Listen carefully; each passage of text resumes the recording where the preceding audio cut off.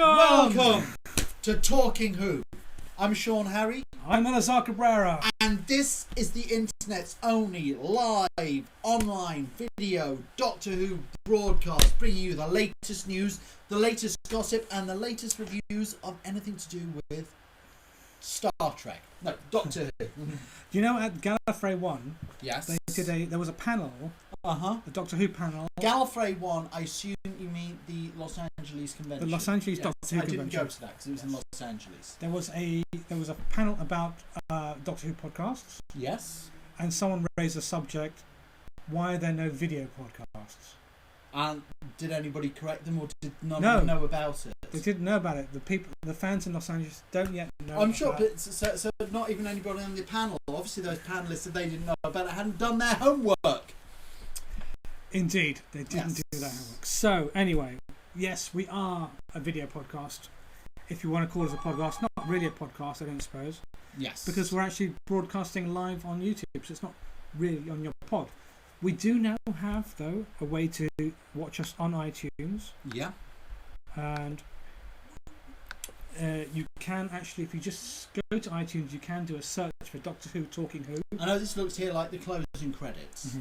But in fact, what this is we've conquered every form of internet media. And here you can see we're on YouTube. We've got our blog spot.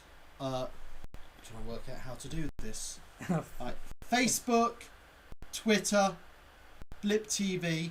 Now you can go to Google Plus or Google Hangout at the moment. We did have Sylvester McCoy in here. That was Tom Greaves, yeah. The seventh Doctor, but he's gone. And now go onto iTunes and search Doctor Who, Talking Who, and you can download past episodes. Well, what it is, it's bite-sized, small episodes. Episodes. Shorter episodes. So it's a bit like classic Who. So it's where we actually talk the actual reviews, and we cut out all the waffle because we do get a bit distracted sometimes, don't we? So if any of you watching this now, if you're at Gallifrey 1, email us or tweet us or get on the message board and let us know what you thought of that event. Otherwise, iPad for Twitter, right here, and you can follow us both on Twitter, as you can see. Now, did you see the latest news that was announced? The big announcement yesterday. Rumours. Let's. Was it rumours? It seemed pretty definite. The news reports I was reading. Well, I think it's rumours. That was. We just had a brief another appearance in the Google Hangout from Sunflash Nurse. Well, she came and went. Tweeted said, "At Talking House, guys, how do we hang out with you on Google Plus?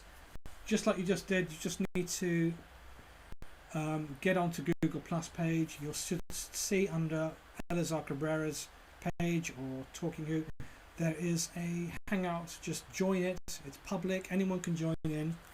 Well, we can't show it on screen, unfortunately, because our broadcast software decides today it's not going to communicate. Let's get back to the Doctor Who news. Benedict Cumberbatch, the Master. Well, okay, here's my thoughts. My thoughts are great idea, but not yet. I think we need to keep... For the 50th anniversary, you want to bring in, the big... And it would be great to bring the Master back. I think it's perfect time to bring the Master back. Personally, I think it would be unfortunate to get rid of John Sim now. Completely. And he does want to come back and do it. He's only done it twice. Yeah. He's only done it twice. He does want to come back and do it. At the same time, it's a new producer. He might want to have a new face in there. Having Benedict Cumberbatch would be a big ratings boost. But it does all seem to me a bit like with the Master, that instead of casting the right person for the Master, it would almost seem like each time they've just cast who's the biggest name at the moment. My fear of Benedict Cumberbatch is that he's actually really is growing into a big star. And actually they'll get him this once and he won't necessarily be available to do it again. So I actually think it's a bad idea. He does owe Stephen Moffat his current stardom. I think he would be very good as because what I would love to see, how people watching the show feel themselves. Love to hear your own views, but I was not a fan of John Sim as the Master. That was not the Master that I mean, I felt when Russell T Davies it was brought too back, cartoon. yeah, but when he brought back the Daleks and the Cybermen, we're going to start discussing in a bit, and the Sontarans, and when Stephen Moffat brought back the Silurians, they were reinvented for a new generation of fans, but they were still the familiar characters that the old fans could remember. Whereas the Master, the new Master that John Sim portrayed, I felt had absolutely no connection whatsoever with the performance that Roger Delgado gave. Indeed, or yeah. even Anthony Ainley. I wasn't much of a fan of Anthony Ainley either, but Roger Delgado was so, and I could actually see Benedict Cumberbatch being like Roger Delgado, being this kind of like much more reserved, emotionally economical, very polite, quite courteous, but quite frightening character. Yeah. And It's such a shame Derek Jacobi didn't stay on a list a little bit longer. that would have been nice, but Tom Greaves, hello. hello, Tom. Google chat room. I thought it was Sylvester McCoy there, but it looks like with that jacket, that's definitely a third year Sylvester Indeed. McCoy. So it is our Cybermen week, and to kick off, delete. To kick off, we have an interview that I did with Tony Lee, who writes, of course, the IDW comic, and he's just finished doing the regular monthly, but he has come back on board with Doctor Who for a very special series, which is Doctor Who meets Star Trek. Yes. And Tony Lee, well, he did come I believe on the show. I believe it's going to be Doctor Who meets Star Trek: The Next Generation. Indeed, and Tony Lee will tell us a bit more about that in this interview. Hi, this is Elisar from Those Video Guys, and I'm here with Tony Lee, writer. How are you doing? Hello, Elisar. How's it going? It's been a while since we last spoke. You came on Talking Who, which was great. We talked about the first half of the Series 6. What did you think of the second half? I loved it. I thought it was... you knew I was very worried at the end of at the first half, but I think they pulled it back. I thought Toby Whithouse's episode was absolutely incredible, and I really like the fact that they've made him the man in the shadows again. I love the fact that he's now, everybody believes he's dead, and I think that could make some amazing stories. Absolutely. No, I think this is the sort of the ending we all hoped, I suppose. Yes. We'll be able to move on into the next series, not have such pressure on them to always do everything big. Well, this is it. I think Moffat's had his couple of large, massive multi-arcs. He's shown he can do this. Personally, I'd quite like to see a few more one-shots and no more big worries. I think we'll still have a large storyline because obviously Amy needs to have the big exit, and I'm interested to see how that's going to go. But I'm just happy that it's going to be a lot more running around quietly rather than I'm the big thing that everyone's scared of. The great news, of course, is the new IDW Doctor Who story. Can you tell us a bit about this and this big announcement that was made very recently? The Doctor Who story, yes. Well, it's Andy Diggle is taking over the ongoing Doctor Who, which is great because Andy Diggle is an incredible writer. He wrote The Losers, which is one of my favourite books. He wrote one of my favourite runs of Hellblazer. He did Daredevil. He's done Adam Strange. He's written pretty much everything. He's done exclusive at DC, exclusive at Marvel. He's come out of this and he's gone straight into one of his favourite characters of all time. He's taken it over and he's hitting the ground running. And the first issue's been drawn by Mark Buckingham, so it's going to be a collector's delight. And Mark Buckingham's here as well, isn't he? Mark is somewhere. He's probably in there watching Stan Lee.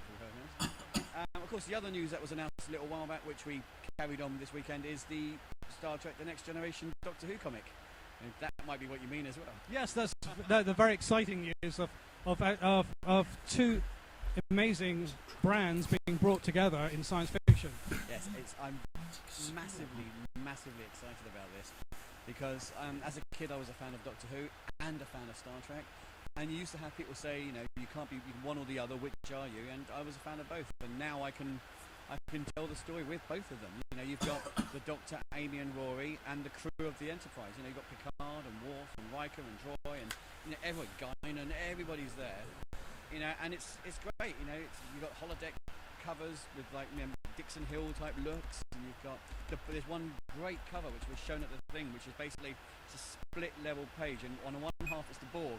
The other half is a Cyberman, It's brilliant, and I can't wait. And Scott and David Tipton have written it, and then what happens is they've written a story. It then comes to me, and I do some arcane magic with it somehow on the Doctor's side, and we work out whether it's still correct on how it's played. A few story elements are changed, moved around, dialogue is looked at. Half the time, though, I must admit, I get a really easy job because these guys know what they're doing. You know, they've done the infestation stuff, they've done Star Trek stuff. You know, they're experts at telling stories, and they're both massive Doctor Who fans. Because, you know, they were putting in jokes in that even I was going, whoa, hang on a second, that's quite impressive. So, you know, it's a bit of an easy job for me, to be perfectly honest. I get to not even edit. I get to look at stories by two amazing writers about two amazing products that I love. Go, let's do that instead, or maybe let's change that word, and that's it. It's great, and I get credit. It's brilliant. It's fantastic, and I think a lot of fans are very excited about this one. And of course, the meeting of the Borg and the Cybermen. Any clues about this yet, or is it spoilers? The Borg and the Cybermen, they are in the same universe suddenly, and you know, let's face it, the Borg stole the Cyberman's favourite line, you know. So let's see what happens with that one. Well, I suppose in the series, the Cybermen have already proved that they can transverse dimensions and alternate universes, haven't they? Wow, yes, I hadn't thought of that. I'm not saying anything. I'm not going to give anything away. Thank you very much, Tony. No worries. Thank you very much. There you go. It's the Borg and the Cybermen. That's actually a very interesting combination. Yeah. Because they actually have the same philosophical goals. Absolutely. But who will want to assimilate the other? I would have thought they would form some kind of union. You think they could? Yes. So as I said, their goals are identical. And I always found it very but interesting. You've got two different minds, because the Borg are a hive mind, whereas Yes. the Cybermen are much less of a hive mind. Yeah. But also, I mean, I remember Because they got excellent. I remember when the Cybermen were brought on Doctor Who. Not me, when the Borg were brought on Star Trek The Next Generation. Yeah. They instantly, I thought, wow, this reminds me of the Cybermen. And even right down to the catchphrase, resistance is futile. Yes. It's very much a Cyberman kind of phrase. They did take it, yeah. Guys, if you've got Google Plus, you know, do join the Hangout. There are some other... And actually, you have, you know, Cybermen, they have a cyber leader who's always quite masculine, whereas the Borg have a Borg queen. They can get married. It's the ultimate They can have marriage. beautiful kids. Cyber Borgs. Yes. Borgmen. No, it doesn't quite work. Cyberborg sounds. Cyberborg sounds that kind of has a good ring to it. So anyway, that's the first of our video segments for this week. I'm surprised it's taken this long in comic book form. Yes. Because back in the 70s, Marvel Comics had the rights to both Star Trek and Doctor Who. They could have done it. They could have done it. Yeah. Well, there will be a much longer interview with Tony Lee on our YouTube channel, so do subscribe to that, youtube.com/ThoseVideoGuysTV, because that was just a short snippet. And you'll also be able to see Tony Lee at the 11th Hour convention. And he will be at the 11th Hour in June, exactly, yes. So, our next segment is what I hope could become a regular one. So if you are a parent out there and you've got a Doctor Who obsessed child, watch this video, because maybe it might give you an idea for a video that you can make and submit to us to show on Talking Who, and it's called Children Talking Who.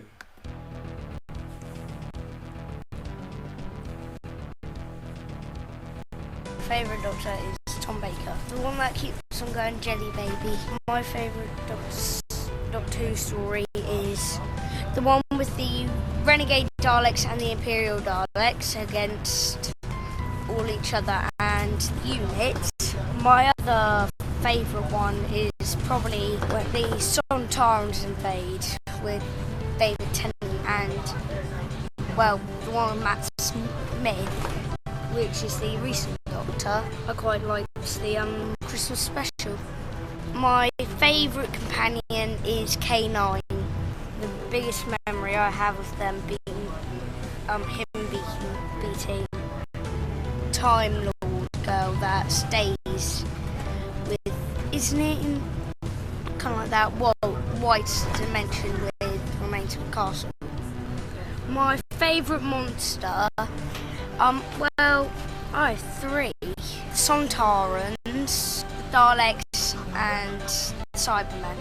And, well, I think the most effective against all of them would most likely be the Sontarans' natural enemy. Because they can disguise themselves, shoot electricity, plus the Daleks and Cybermen rely on electricity. So I think they and them 4 would be probably the best against each other. I think the best monster to come back is the Routons, because the Routons were just amazing. And they're green, squiddy kind of things, octopuses or something, jellyfish. I really would like to make Doctor Who movies with my figures. My dream job would be to either become a actor, help in the Doctor Who movies, or make my own movies. Doctor Who? Yeah. Going to the Doctor Who!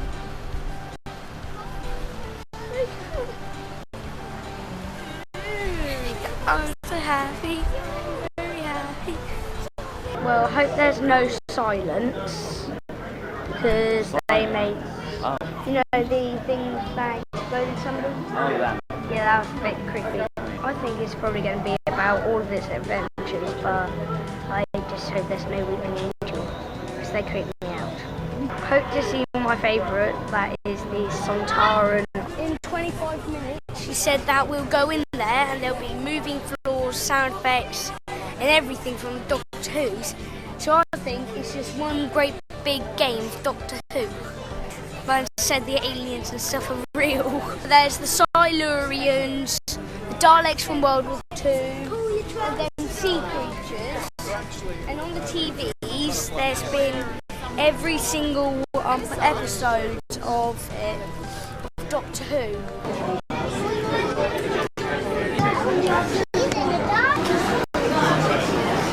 Well, the show's been cool, really funny, scary, but really cool. This side is so cool.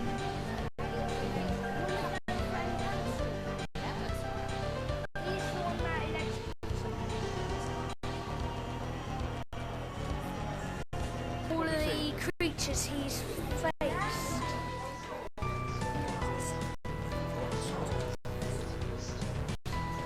Well, I learned how to be walk like a Cyberman and a scarecrow.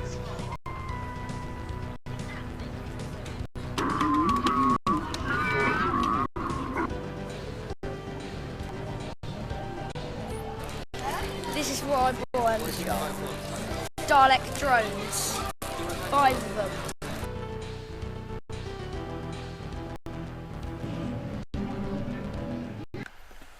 There you go. So young Adam, age 10, really wants the Routons to come back. Well, no, so it's really weird when you think about it, that they've never actually had the Sontaran Rutan War featured on Doctor Who, even though it's constantly been spoken about. It's been going on for thousands of years. And every time the Sontarans turn up, of course, the Rutans are referred to. The one time the Rutans turned up, the Sontarans were referred. The only time they've ever actually appeared together on screen was in a fan-made film called Shakedown. Right, I remember that. Rubdown, or I forget the title. Yeah, I remember that. So, if you are a parent and you've got a young kid who you think can talk talking Who, I was of the opinion. I'm very much of the opinion. My dad only had kids. So when my mum said, "What are you watching Doctor Who? What are you watching Star Trek for?" You go, "Oh, the kid wants to watch it." It's Mother who has just tweeted us saying that little dude is brilliant. Yes, and I agree absolutely. That's young awesome Adam, dude, and I think he was very he's very excited that he's being on this show, and he's been asking his mother if he's famous now. Well, he is among Doctor very Who cute, fans. yes, Very respected. So, our first review for this segment. Rise of the Cybermen. Rise of which can you believe it's our first David Tennant review? Really? Well, it's because nothing's been released on DVD of David Tennant since we started. We kind of felt we were kind of like so entrenched in classic Who that maybe some fans would get a bit lost. Yeah. You know, with me sort of like every 5 minutes going Philip Hinchcliffe, Robert Holmes, season 13, Root and War, and you know, there's certain fans who are like, what? I started watching it after they got rid of Christopher Eccleston. So here we are, Rise of the Cybermen, from the second season, if you count it that way. It was a bit like, you know, very much that was the Cyberman season, as it were. There was a lot of after the first season had reintroduced the Daleks. The big hype this season was about the reintroduction of the Cybermen. Indeed, absolutely. So, Rise of the Cybermen, the TARDIS finds itself in an alternative dimension after just dropping into the void. Yes. Rose and Mickey are on board. Mickey having... Now, in this, they refer to being in a parallel universe. Parallel universes, of course, being a very popular theme within science fiction. It's a world identical to ours, except that history has gone in a slightly different direction. And they love doing it in Star Trek, and there was even a show about it, Sliders, but every single sci-fi show has a parallel universe episode. And at some point, well, in Star Trek, it was so popular they kept on going back to the start to that to the same parallel universe. Virtually every sci-fi show has had a parallel universe. Of course, in the parallel universe episodes of every sci-fi show, what you get is everybody who is good is evil, and everybody who is evil is good.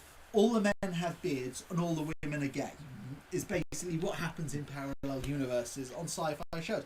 Now, Doctor Who, they came out with this great term, though, for parallel universes. I read it sideways in time. Sideways. Well, I mean, if you think about it, the Doctor, I mean, quite a lot of the stories are essentially parallel, because every time the Doctor has interfered, if you believe in the multiverse where one decision can change, essentially what he's doing is he's almost creating parallel universes wherever he goes. Well, really? So they go to, and it's a clever idea of Russell T Davies. So you've got these characters, the Cybermen, which used to be hugely popular in classic Doctor Who. And what he's trying to do, very much like what he did with the Daleks, is reintroduce them to a new audience. But what he does here is he gives them a whole brand new origin story. A whole new origin story.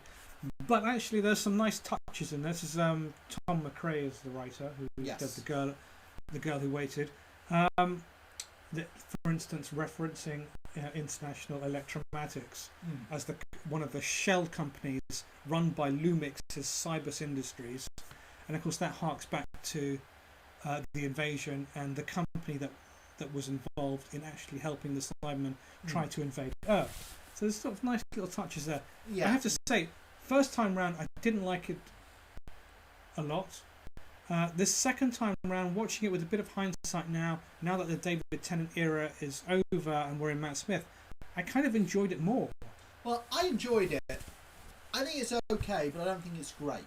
I mean, when you compare it to something like Genesis of the Daleks from Tom Baker's series, the origin story of the Daleks, when you think of how much was crammed into it, you had this fantastic character of Davros. You had allusions to warfare and to racial prejudice and to racial purity, and there was even spoofs on the Seventh Sea. And such a fantastic piece of television, Genesis of the Dalek. And this has got so much more budget, and we're in a parallel universe where they just have airships. And I just felt Lumix was, I don't know, it just really didn't resonate with me very much as a character. That said, though, the Cybermen themselves are great. They look just like with the Daleks. The reimagining of them is fantastic. They're incredibly solid. It's just kind of like almost this steampunk robot kind of look, which works brilliantly. And their Robocop type movements and the voices. I think everything about the Cybermen looks great. aside from their catchphrase delete. And they were trying to find something, I assume, to go with exterminate for the Daleks, and just delete is delete. I guess a bit naff. Delete doesn't really count. It doesn't really work because it's such a computer word. Yeah. And actually, there's nothing very computer about them. They are the whole idea of cyborgs is really it's and particularly with Cybermen is that you're sort of scraping together bits and pieces. But these Cybermen are a bit different because in classic Doctor Who Cybermen, it's spare part surgery gone insane, run amok. And the Cybermen are really, if you were to open up a Cyberman, you'd find all organic components. The Lumix Cybermen is just the brain. Just the brain, sure. It's purely the brain. Everything else, as just the brain, is saved. It'd be interesting. I mean, I have to say I've been very disappointed with the show that they've kept this. As much as I love this design, in classic Doctor Who, it was almost every time the Cybermen returned, it was a redesign in some way. I think it was only between Moonbase and Tomb of the Cybermen and Earthshock and the Five Doctors that there was no alterations to a Cyberman design. Whereas they've kept the Cybermen design, and I assume it's a cost factor because those costumes are not cheap. Sure, yeah. And so but I think also, I mean, the one thing that the classic Cyberman storyline origin is that actually different factions have grown out, and so the moon-based ones and the tomb ones, well, they were directly related. Yeah, you know, they were almost the same faction, and so. Well, this hasn't actually been established on the show itself. It's just something that the fans themselves have purported. Yeah. But the other thing that I liked, and I remember seeing a documentary, or what was it, the Doctor Who Confidential on it, and just a quick shout out to them, Doctor Who Confidential. Join them up on Twitter and support getting us the 7th season of Doctor Who Confidential. But anyway, just remember seeing the Doctor Who Confidential. I've really got to do a shout out to the director of this story, in that they were very clever. I think they had 10 Cybermen, and in certain sequences they shoot. They're very, very good on the shooting. Yeah.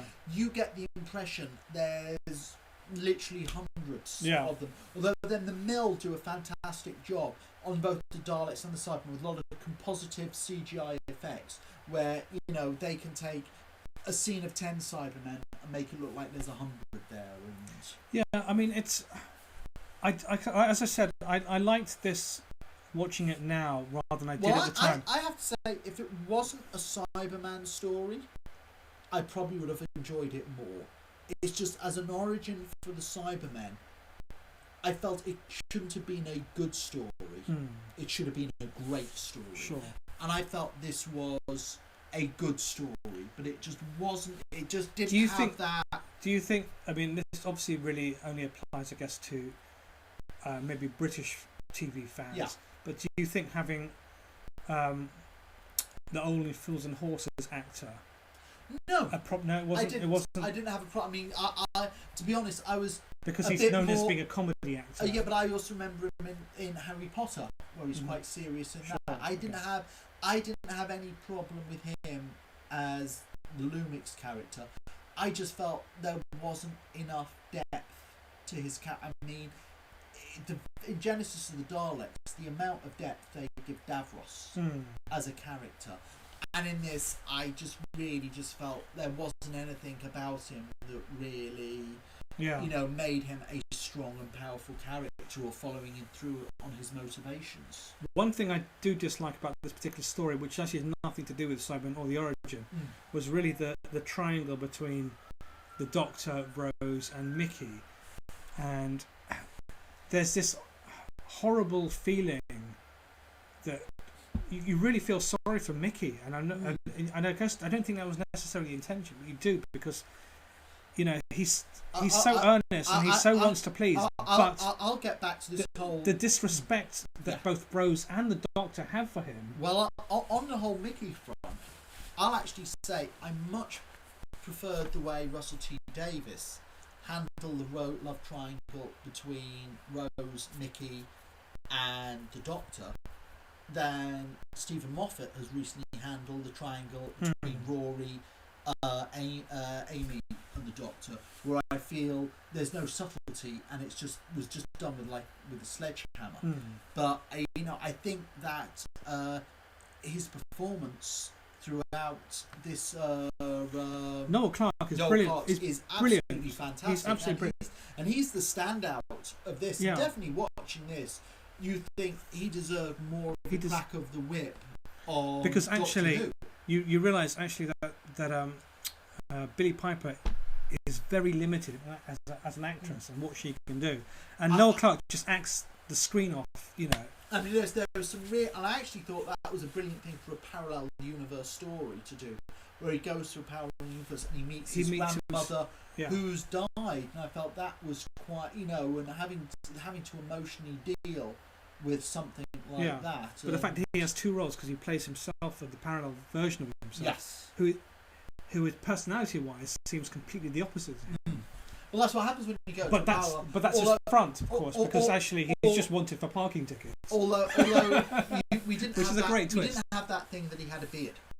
No, they I didn't. thought you're supposed to have a beard in a parallel universe. I also found it very funny that Rose's mum and dad had never had a baby, but they had a dog called Rose. I thought that was quite funny as well. I mean, it's fun. I mean, the Cybermen are great, and it's very, very well directed and edited. The action sequences are great. The first appearance of the Cyber Controller is, it's one of those standout kind of moments the way it first appears on screen, and it's got a lot going for it.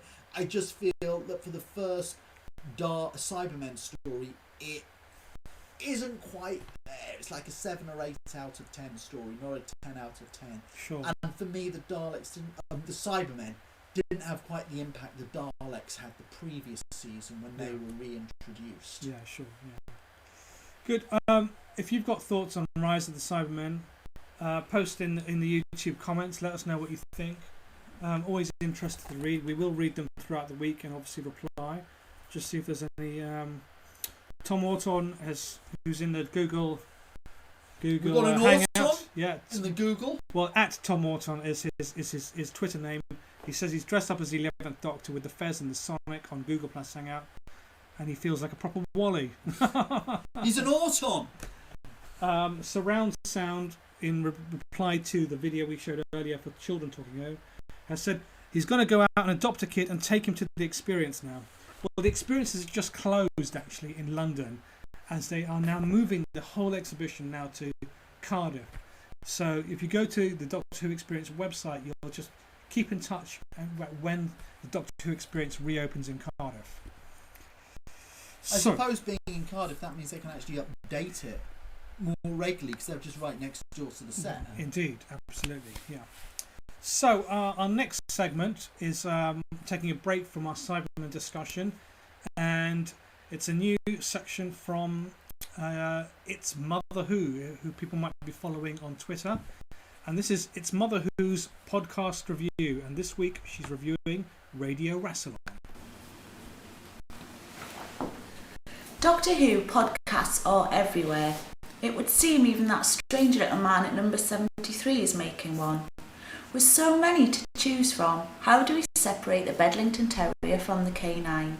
How do we decide which to give our precious time over to? Well, I'm going to do your listening for you and hopefully help you make an executive decision on which podcast to listen to. This month I'm going to be discussing Radio Rassilon. Radio Rassilon is a monthly podcast by two rather nice chaps, Leeson Fisher and Harry Medium, described on their website as a light-hearted, sideways look at Doctor Who. Now, I've been doing a bit of research. I've listened to 1 or 2 episodes and I've talked to their fans, known as Rassi fans. We get back to them later. First, let me tell you a little bit about what goes on in their sideways world. Radio Rassilon is the perfect mix. It has two very amiable presenters in Lisa and Harry, who have a brilliant rapport which will keep you interested with their humorous and factual look at the world of Who. They are obviously massive fans themselves in this shows. In the last episode, they discussed the Doctor, the Widow and the Wardrobe. They didn't like it very much. I'm thinking not very many staunch fans did. But what do these boys discuss when there isn't a recent episode of the Doctor to talk about? Well, these boys aren't fussy. They will talk about all manner of Who goodness. In episodes I've listened to, I've heard them discussing classic Who DVD releases, audio books, books and conventions they've attended. And then of course there is I Am William, the youngest member of Radio Rassilon, a review of which wouldn't be complete without giving this little dude a mention. I Am William's segment of the podcast is a small child's view on life, the universe and everything. I've heard him review the Tintin movie and the Doctor, the Widow and the Wardrobe. He didn't care much for it either. I've also heard him bring Danger Mouse to life. This little dude's tiny portion of the show is by far my favourite. Sorry guys, but that's the mother in me. And as we found out in the Doctor, the Widow and the Wardrobe, mothers rule. Back to the Rassi fans.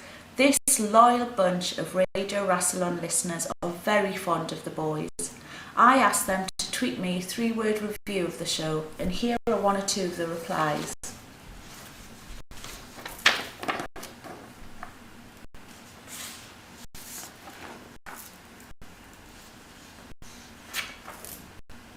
Woo!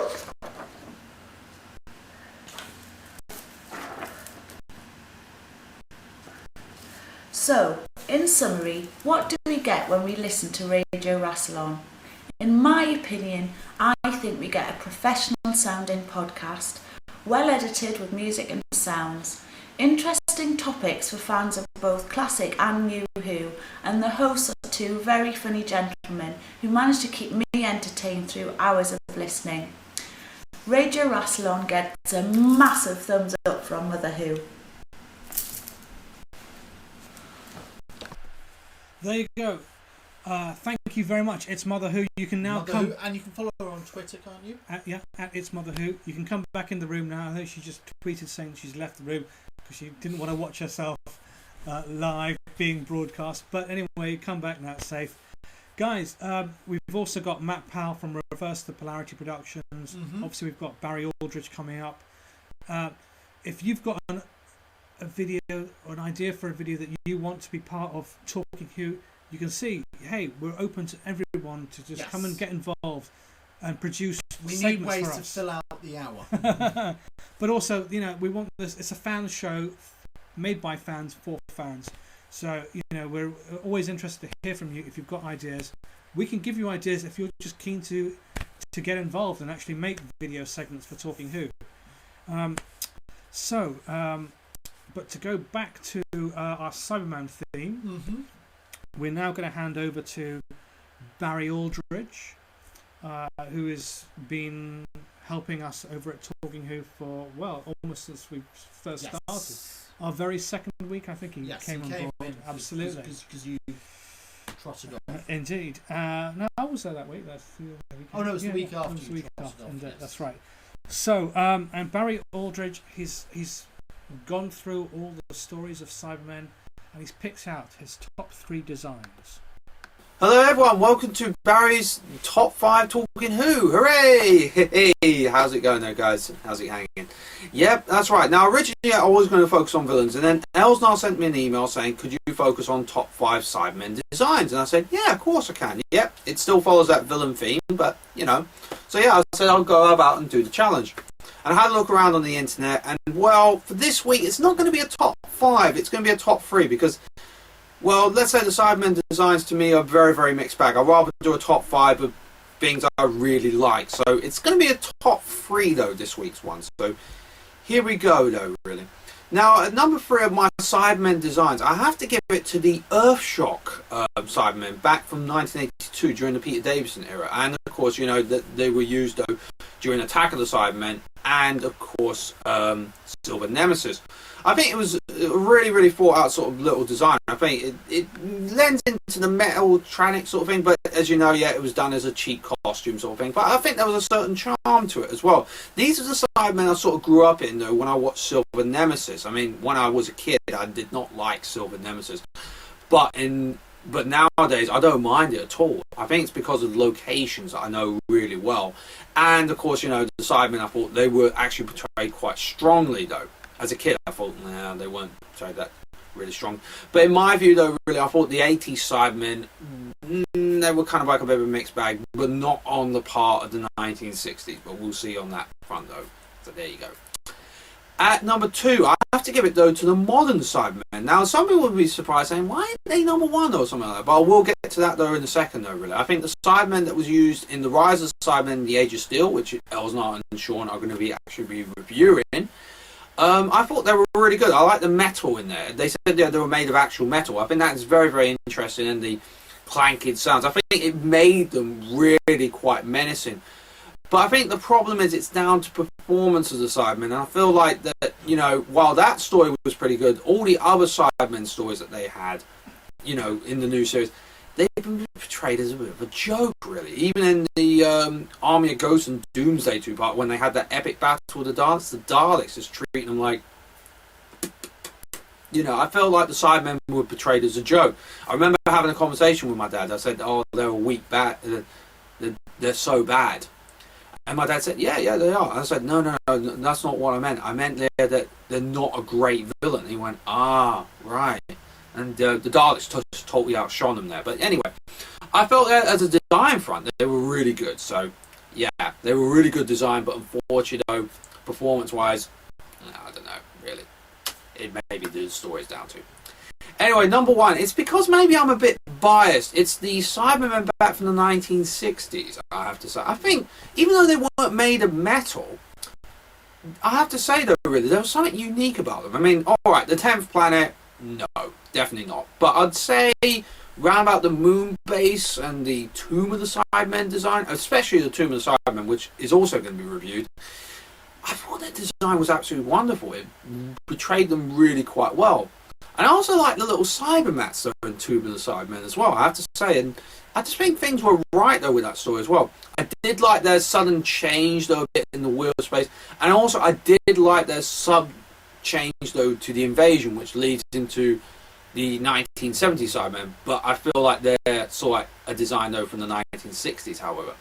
But yeah, I think their design though from Tomb of the Cybermen I really did like, and it's a story I really like as well as performance. So I may be a bit biased though because I'm a big fan of the Patrick Troughton era. But however though, I think as a design, I think they were really good, and also the performances were great. So there you go. Right, so that's my top 3. I know it was meant to be a top 5, but it is a top 3. I just couldn't find any other designs though, really. I think we just loop back to the start. Thank you very much, Barry. Top 3 Cybermen designs. What's your favourite design? Revenge of the Cybermen. Really? Yes. I think that's a much underrated story. Even with the gun heads? That's brilliant. That's awesome, that is. That is guns firing out your head. How awesome is that? I don't know where they stole the bullets, so that's the thing. Well, it still looks... And I have to say, Revenge of the Cybermen is one of those stories that is not popular. In fact, you know, we all have a story that that isn't popular with everybody else, but you really like. And I always think Revenge of the Cybermen is a really good story that just happens to be wedged between Terror of the Zygons and Genesis of the Daleks. Right. And it suffers a bit in comparison. But I love that story. I love the designs of the Cybermen in them. I think they look great. And I think there's some wonderful moments. I think the cliffhanger to episode 2 is my all-time favourite Doctor Who cliffhanger, when the Cybermen invade Nerva Beacon, they shoot everybody on board, and you don't know whether the Doctor's alive or not. And I just think it's a great little moment. The only thing I think that damages the story is, remember what I was saying about Rise of the Cybermen? Yeah. How you really do get the feel there's armies of them. In this, it's like the Cyber Leader and his 2 mates. There's 3 of them, and it looks like there's 3 of them. They don't do a very good job of disguising that fact. Anyway, so Barry's favourite was the design from Tomb of the Cybermen, Well, which the design from Tomb of the Cybermen brings us to to Revenge of the Cybermen is still quite similar. Yes, Tomb of the Cybermen. Tomb of the Cybermen. And you know, by rights, this is a story we shouldn't have available to watch. And for the Hangout Yes. as well. This is very much a story we shouldn't really. Well, this is one of the lost ones that Yes. that was discovered in the early 90s. But for the general fans out here, you know, like their David Tennant and Matt Smith, they probably don't really realise this. But in the 50s and 60s, all this And early programme, 70s. until about 1975, the BBC, they would make a programme, they would have a deal with Equity where they could repeat it for up to 2 years. They would sell that programme around the world, and once they felt that it had outlived its shelf life, they destroyed it.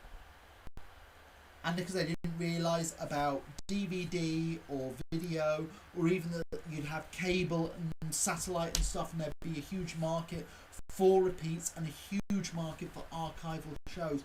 And thousands of hours worth of television was destroyed by the BBC, which they're now kicking themselves about. Because including some real classic. If you're a science fiction fans, obviously real classics like the Quatermass. Yeah, well, actually, Quatermass is a different thing. They have all the episodes of Quatermass 2 and Quatermass 3, Quatermass in the Pit.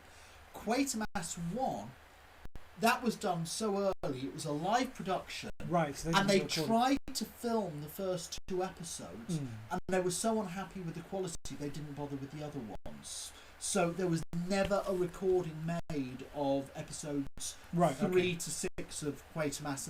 But there are other classic sci-fi shows, like they did an anthology series, Out of the Unknown, where they adapted classic Philip K. Dick and Isaac Asimov. Like that's huge portions of that are missing, and there's many other sci-fi shows in which there's stuff, and many other great. I mean, like the Beatles appearing on Top of the Pops, or Dudley Moore and Derek and Clive show, things of that.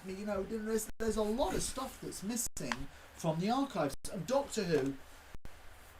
They destroyed virtually everything that was in black and white, and very little of the Pertwee remained in colour. And the fans found out this was happening in the mid-70s, led by a guy called Ian Levine, and they stopped the destruction. And gradually what happened was episodes were being found that had been sold abroad and being returned.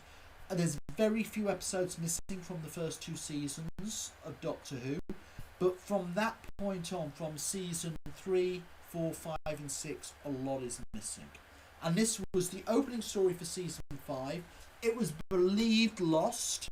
And then I think it was it about 91, 92, suddenly it was discovered all 4 episodes were lying around in a TV warehouse in Hong Kong. In Hong Kong, a garage in Hong Kong. Yes. Some shed probably somewhere. Just sort of sitting around and discovered. And it was quickly returned, quickly put onto VHS. No, the VHS had very little restoration work on it at all. So, Doctors, I cannot, if you do not already own these stories, I cannot recommend the revisitation box sets highly enough. They are the best of the Doctor Who stories available, and especially with Robots of Death, that's one of my favourites. So what do you think of the Tomb of the Cybermen? Okay, so Tomb of the Cybermen, the storyline is the Doctor arrives on a planet called Telos. One of the homes of the Cybermen. They have many homes. And humans, Earth humans, haven't heard from the Cybermen in like over 500 years. I forget how many centuries. It's a few centuries. So everyone kind of assumes the Cybermen are just sort of dead and gone now. We get the impression from this story that Moonbase, which was the story it follows on with, I got the impression that they were kind of always referring to that Moonbase was the last time the Cybermen had faced humans. So this is probably set in the 25th century. Because there is references to the Moonbase story in this one. So, because people have speculated what is the actual exact timeline of the Cybermen, but this one does establish that this does happen after Moonbase.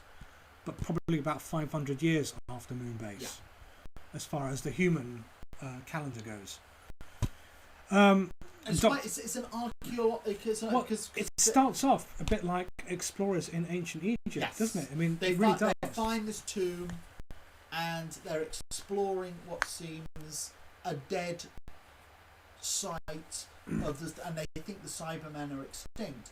But of course, gradually it turns out to be a trap, and there's several power factions at play within this, and the Doctor himself. There's not much of Patrick Troughton's stuff that survives, and this seems shown far more than in some of the other stories that flows, being quite Machiavellian. Yes. Where he's almost allowing certain human factions, instead of stopping them early on, he gives them enough rope, as it were, to hang themselves with. Indeed, yeah, no, it's an interesting one, and of course you've got a new companion who's literally just joined.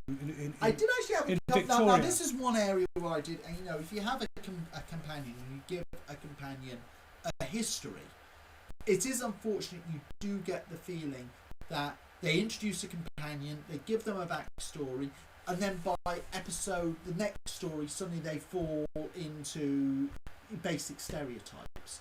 And you only have to watch, say, the extras on The Robots of Death to see Louise Jameson talking about how she had to fight against being written like any other character. Victoria comes from Victorian London. She comes from an aristocratic family. She's a lady from the 19th century, from the 1800s, and her father's just died. Her whole world's just been changed. She's been taken on a time machine, and the first thing she does is she puts on a short skirt. Well, no, to be fair, she doesn't. She's kind of given the short skirt by Jamie. It's because she doesn't. Still a Victorian woman. She doesn't feel comfortable in it. It doesn't matter. A Victorian woman would have died of horror wearing something like that. It's like it really does show that, and somebody like her at that point would have really been having a lot of difficulties coping with what's going on. I really just feel I know what you mean, but I kind of felt that she does have that, because certainly at the start of the story, Victoria's quite withdrawn. Yeah. She doesn't have a lot to do, and you kind of get a sense that she kind of feels very lost. She doesn't necessarily understand what's going on. Yeah. She wants to stay close to the Doctor, because at least with the Doctor she feels a bit safer. Yeah. There's all these people, they're in this tomb, she's just time travelled, so there is a sort of look of confusion on her face. She has that sort of like little girl lost. I still think that it would have been better, if they. I know they wanted to get. It's kind of like establishing Doctor Who. You've got to show some legs. Get the dads watching. Well, I've got Jamie's legs. But yes, we're talking about getting the dads watching. Jamie's legs, that'll get you Russell T Davies watching. But they've got to get the dads watching. But I really felt with a character like her, they should have given it a few more episodes to that was one thing which didn't quite gel with me on that. But she feels protective of the Doctor, so she's prepared to get a gun, and because that's another thing. She's brandishing a gun at the Doctor is her link to sort of normality, because she's not in a normal situation. Yes. I have to say, this almost reminded me a bit, not in terms of story wise, but just look wise. It reminded me of when I was watching the recent release of Spearhead from Space, and I've always felt like this with Tomb of the Cybermen. Yeah. That because it was filmed in black and white, the whole thing looks a lot better probably than if it had been filmed in colour. Sure. And there's certain aspects of it when I'm watching it, I feel like this looks on par with what you'd expect as a black and white Hammer science fiction film. Oh, it does look like there is something quite cinematic about it. It does feel like an old Hammer film, actually. Yes. Because it does have that sort of, we're in ancient Egypt. So it's more than it's just the way that it's filmed, the sets. There's a fantastic beginning, a bit at the beginning with some forced perspective where you've got their spaceship and some location animation footage, and the whole thing. I really did feel it did look like this could have been a film I was watching. I did feel some of the dialogue, which is probably goes with the time, it's a bit too juvenile at times. A lot of the characters, and there are a lot of characters. There's a lot, especially for a Troughton story. But a lot of the characters are a bit two-dimensional. I mean, when you see the first character appear, and it's one of the humans, and it's what's his name, Toberman. Toberman. And he's wondering, and I think, this is brilliant. BBC, they put a strong black character in. And then suddenly, from that moment, it just sort of changes. He's just the silent big man servant, and he suddenly goes into stereotype. And he does turn into a good guy at the end, but it is unfortunate. Now, there's a great documentary on the mutants about race in Doctor Who, and they do stress at the time, you can't blame Doctor Who at the time. You have to put it within the context of when it was made. Yeah. And unfortunately, I think the way the character of Toberman is used is the one thing that really badly dates this story. Yeah. Because of course, obviously, after all, it's set in the future, and you would have, you would hope anyway. But who knows? These characters, they've got foreign accents. The bad characters, they all seem to have some sort of strange foreign accent as well. Although one of the good guys has got one of the worst American accents you're ever going to hear. Yes, the good guys have American accents. But there are a lot of characters. They have all got their own stories. There's actually one of my all-time favourite lines in Doctor Who comes from from the American character. When Victoria, they're not taking her serious, so she goes at one point, "Who would be a woman?" And he turns around and says to her, "How would you know, girl?" Well, that's the thing. Yes, indeed. There's obviously the sexism as well, which is in there, which they're not thinking in 500 years' time would they. Well, 500 years from the future. It's only thousands of years. But anyway, Barry Aldridge says they found Tomb of the Cybermen in '92 in Hong Kong. Yep, we just said that one. And people agreeing that Mother Who did a great job earlier. Yes. So, wow, Tomb of the Cybermen. It's a good story. Certainly, if you are dipping your toes into black and white stories and you haven't yet done it, it's a good place to start. I would say of all the black and white stories, and I could get into trouble saying this, but the problem with some of the black and white stories is, again, remember what I said about, in terms of race, you've got to put it in context. Well, in terms of the way they're made and the way they're paced, you've got to put it in context. And sometimes trying to watch some of the black and white stories, they're a lot slower, they're a lot different. They're quite, some of them actually, I'm sorry, a bit too slow for me. Something like the Censorites or something like that, I just can't sit through. But then even going to Rise of the Cybermen, that as a two-parter was about 90 minutes. They could have knocked off 20 minutes. Well, I've got to say, Tomb of the Cybermen is one of, I would actually say, of all the surviving black and white stories, this is the one that is most paced like a modern story. And I would have, and every time I've got somebody who's only familiar with the Tennant, and Matt Smith stories, this is one of the stories I recommend them to watch to get them into classic Doctor Who. The design of the Cybermen, as Barry Aldridge pointed out earlier, is absolutely fantastic. I really do love. And this was actually the first introduction of the Cyber Leader. It was indeed the first. Yeah. And it's interesting. You watch on the extras. They tried to give him a glowing brain, so it would be, and they had to stop every so often to check the battery in there and everything. And because it was in black and white, it just didn't come across at all. But they do look fantastic, and they look quite sinister. Actually quite unusual for one of the black and white stories where you only have 3 or 4 aliens having to double up for an army. There's quite a lot of Cybermen. There's quite a few. In this. They've got a lot of them, and they're all so big. I mean, they're very tall actors. Michael Kilgarriff, who's playing the Cyber Leader, I believe was about 5'6", and then they put him in raised platforms and gave him that head, so he's nearly about 8 foot tall. Yeah. and They tower, and of course, and Patrick Troughton's not very there's tall. some really good action sequences towards the end of it. The first 2 episodes build up very much towards the Cybermen being released from their tombs, which is an iconic moment in Doctor Who. And then the last 2 episodes, there's a lot going on, there's a lot of action. I do feel sometimes the storyline goes to great contrivances to force them all to stay within the Cybermen tombs. It's like that Evil Dead situation when, you know, you're like, you would not stay in there. You know, there's ridiculous reasons why they have to stay in the tombs, but it's a cracking story. And you do get Patrick Troughton. When I say run as Yes. well is in there. His big catchphrase. Yep. And there's for the Cybermen, there's a fantastic documentary about the Cybermen, taking you through all the stories and the various differences in the Cybermen and how they evolved over the years as well.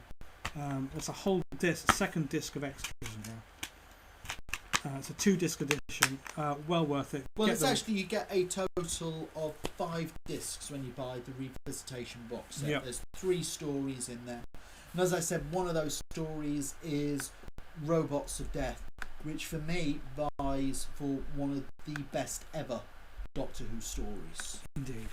So, Tomb of the Cybermen, definitely thumbs up. So what's our next little piece? Well, Matt Powell, young Matt Powell from Reverse the Polarity Productions, has put together a little piece about the CyberToys. Well, I used to have a Cyber. Do you remember the old Doctor Who action figures from the 70s? The Palatoy ones, and I had a Cyberman action figure, and all the silver came off. Oh, right. Yeah, Yes, it just flakes away. Flakes off, yeah. So we'll now So let's hand hear you about over his CyberToys. Merchandise is a major part of Doctor Who. You know, from everywhere you turn, you see Doctor Who this, Doctor Who that, a Doctor Who photo booth, a Doctor Who action figure of Grandma Connolly from the episode with the wire and things like that. We also have replicas of the dash rig thing, which is actually a puppet which small-handed people can put their hands on and make them go rah rah rah. I don't have it, but I know because I go on forums. But however, despite the Doctor Companions and Daleks, one of the majors are these, the Cybermen.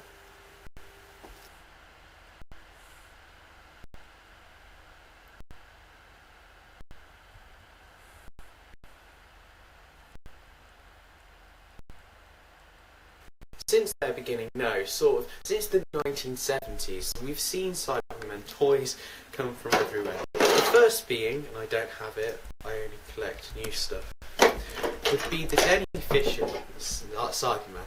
Now, as you can see, it's pretty normal, except it's got a nose. Nose. Nose. Nose. Actually, that's a face. Noses! So look, a Cyberman has no nose. In fact, the only time Cyberman has had a nose is in the 10th planet. If that happened today, something a bit like this would happen.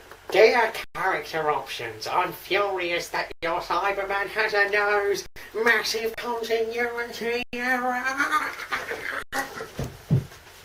Apple produced 3 Cybermen. They produced an Earthshock Cyberman, an early years moon-based Cyberman, which is actually on a plinth thing, and then a black Cyberman, the stealth one from Attack, which is actually, little fact for you, you probably knew this, but it's actually an exclusive for Doctor Who Day in 2000, and it was signed, very oddly, by Fraser Hines and Anki Wills, because they were at this event. So a Cyberman that's not in any of their stories, released into a signed set. However, I don't own a Dapple Cyberman, but from the pictures I've seen, they're not bad. They're quite cool. I'd like a Dapple Cyberman. I like the Earthshock Cyberman the best. So, you know, I'm trying to hold an invisible one, maybe a Photoshop one, but I'm not that skilled. They're not bad looking. So a lot better from the nose Cyberman. Then in 2002, Product Enterprises produced a talking Cyberman, which came from Cyberman and gun, and it talked surprisingly by the name. And I just get some phrases it said, "Emotion is a weakness. Eradicate that Time Lord. And destroy the..." I forgot about that one. But they were also then re-released in 2006 with slightly different paint variant. Again, I don't own it. We're getting on to the ones I own. Calm down. Corgi also released like a mini one. Just, I thought I'd mention it. And now we come to the modern day. Character options has released so many Cybermen, from classic to new to Cyberwomen. So, and I thought, because I'm an absolute genius and I know them all off the top of my head, I'm going to read out every single one the fastest pace possible. 10th Planet Team Black and White, Cyber Control, Collect and Build Edition, Invasion, Revenge, one's a leader. Earthshock, Stealth, Damage, Nemesis, one of them's a Cyber Leader, Cyberman with Vanguard, Cyber Controller with White Eyes, Cyber Controller with Blue Eyes, Damage Destroyed, Weakened Cyberman, Cyber Leader with a removable chest plate, Cyber Leader, Cyberwoman, Cyber Leader, Damaged Cyberman, Underhinged Cyberman, Cyberman, Pandorica God, Cyberman Series 6, Cyberman Chest Damage, and Face Damage, Cyberman with Limb Damage and Shock Hands, Cyberman with Chest Damage and Shock Hands, Cyberman with Face Damage and Shock Hands. So as you can tell, I know that all off the top of my head. I didn't use it. Personally, I absolutely love these. These are the ones I actually own. I own a few more, but they're at my dad's. And I just think I love this. The Tomb one's awesome, and I think they are really cool. They're really well done, and I'm quite shocked that someone can make something this awesome. Aside from the not so goods, to sort of a mix like Cybermen with noses.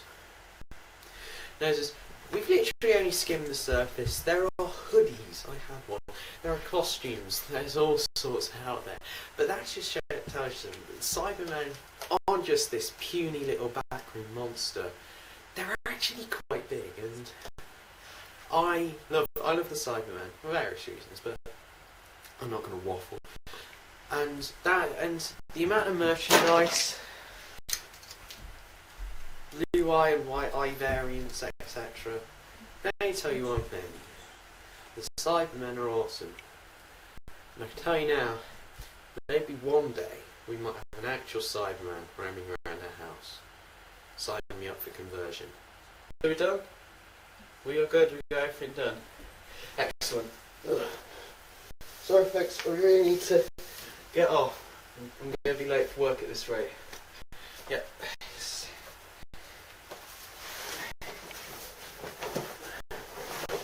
Where's my handlebars? Who's taken my hand? Oh. For God's sake, who's got my handlebars? Great, I've got a nose.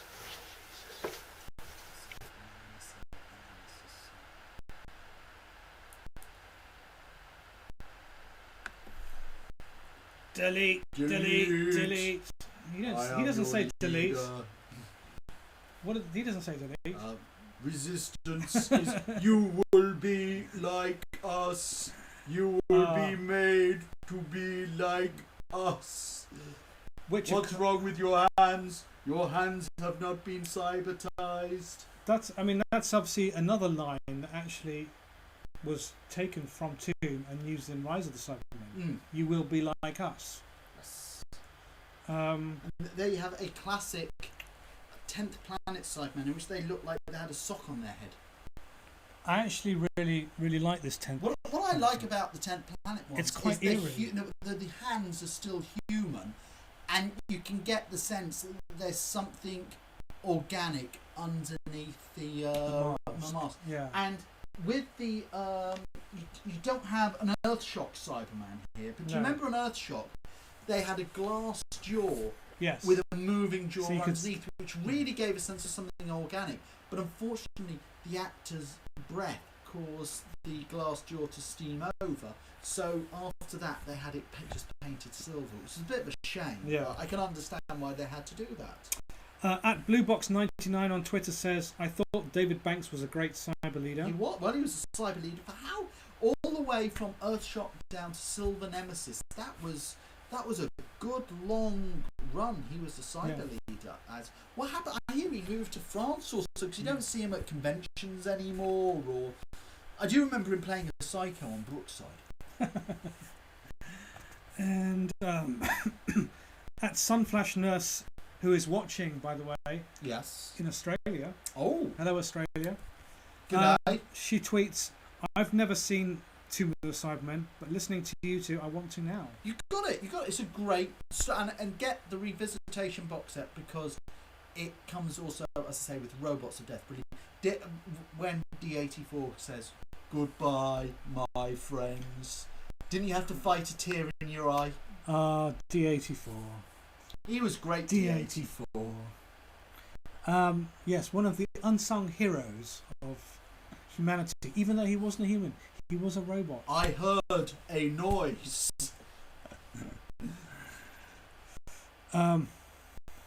Yoz Creative in the YouTube chat room says, I don't have a single Doctor Who toy, but would love to have some. Well, the thing about it is Well, that pop down actually to Forbidden Planet. you can get a lot of these in Forbidden Planet, but you have to be prepared to spend some money, because Forbidden Planet ain't cheap. But a lot of the good stuff is actually exclusive to them, so you don't have a choice. What I'm finding is that anything to do with the new series you can pick up anywhere. And actually, you don't want to go to Forbidden Planet or something like that. You go to. They don't have Woolworths anymore. But go to your local supermarket, and you're going to probably be able to pick up the new series action figures for about $6.99. Forbidden Planet, they seem to have some deal with the toy manufacturers for all the classic Doctor Who stuff, and suddenly you're talking about £10 to £15 an action figure. However, if you go to an event like the London Expo or the Birmingham Memorabilia Fair or something like that, you find a lot of dealers who have got stuff like this, unboxed action figures, really cheap. So if you're not a collector, just want to talk about that, then you can pick them up cheap like that. And unfortunately, they seem to me, the action figures seem to be a bit of an investment, because they only produce so many of them, and there's always new stuff coming out. So unless you've been keeping it from, I think some of them are quite pricey now to get. Well, that's the thing. Like the Mox of Balhoon. Do you actually want to keep them in their box, or do you actually want to display them? I'd prefer to display them. To me, to keep them in the box, if you want to keep them in the box, get two of them, and then you can open up one, play with it, and the other one you get to keep for selling at a later date. But do you really want to sell your collection? On the Tomb of the Cybermen. Yes. Do you remember playing with these balls as a kid? They were like ping pong type balls. But I never. Yes. Yeah, I mean, they have them all over their arms. It's quite funny when you do watch the older Cybermen stories. You sort of think, oh, that's that and that's that, and certainly by the time of Invasion, where's the Invasion one? It's like it's very recognisable as a diving wetsuit. Yes. I actually used to feel the worst show on the world for watching for that kind of thing was Blake 7. Right. Where every ray gun or communicator or weapon they had on the show, you would recognise as like they'd be holding something upside down and saying this is a locator beam, and you go, that's a handheld Space Invaders toy, or that's a hairdryer, or the Blake 7 was terrible for having props being Blake 7 this would be some laser gun or something. It was terrible. Well, that's it for our Cybermen for this week. That's been a great action-packed episode. I hope you have found Resistance has been futile. over the past hour or so. Any news for 11th hour? Not at the moment. No. There will hopefully be some soon, but not at the moment. Do you want to give the plug up for the website again for Well, those considering? starfury.co.uk, mid-June, a convention for fans of the 11th Doctor. We've got Matt Smith coming along. We've got Mark Shepherd, Morgan Shepherd. We've got a whole host of guests from the last 2 seasons of Doctor Who. We're going to have discos, cosplay, about 5 to 6 hours worth of guest talks every day, autograph sessions, photo sessions. Get an autograph from all the guests included in your tickets. We've got child rate tickets. So go check out Starfury, starfury.co.uk. And what's the situation about getting a photograph with Matt Smith? Well, we're gonna get through as many as we can. He's down for 2 90-minute photo sessions. Okay, that's quite a long time. The tickets for those will go on sale on the Friday of the event, and they're going to be pound at £20 each. And the photo will be developed for you that day and ready for collection. Fantastic. Great. Well, stay tuned to @TalkingWho on our Twitter for updates on when we will be back. I'm just going to put on all our social networks once more. Subscribe to youtube.com, Those Video Guys TV. If you're watching on the YouTube right now, write some messages in the comment box. Our website is talkingwho.blogspot.com, and our facebook.com is facebook.com/talkingwho. Twitter, we just announced, is twitter.com/talkingwho @talkingwho. We have Talking Who bite-sized, smaller chunks of Talking Who at blip.tv talkingwho. And we have a Google Plus, gplus.to/talkwho. And our Talking Who bite-sized mentioned earlier on Blip, you can also find on iTunes. Subscribe to us on iTunes, but also review and rate us on iTunes to help us build up our audience on iTunes. We do need reviews and ratings, and we don't have enough yet because we've only just launched to actually get any reviews published, so you have to start reviewing us. But anyway, guys, it's been a lot of fun and can't wait to do it again. And we'll see you guys and at we'll the next see one. you next time. Cheers.